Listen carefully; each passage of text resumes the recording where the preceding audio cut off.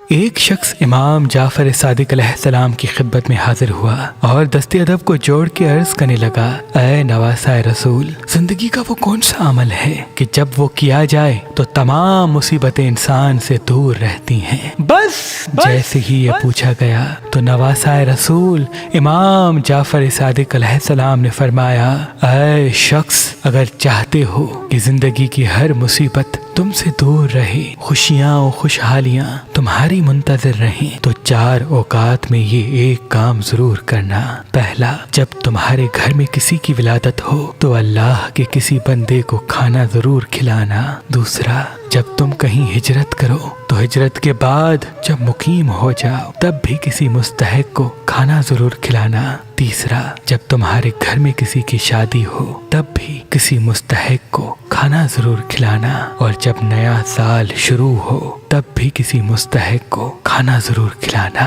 یاد رکھنا، جو انسان نئے سال کی شروعات کسی اللہ کے بندے کو کھانا کھلا کے کرتا ہے تو اللہ اس انسان کا پورا سال مبارک کر دیتا ہے، اور جو انسان شادی کے وقت، ہجرت کے بعد یا اپنے گھر میں کسی بچے کی ولادت کے بعد کسی بھی اللہ کے مستحق بندے کو کھانا کھلاتا ہے تو اللہ اس گھر پہ اپنی رحمت نازل کرتا ہے، اور یوں ان 4 اوقات میں مستحق لوگوں کو کھانا کھلانا انسان کی زندگی سے ہر پریشانی کو دور کر دیتا ہے۔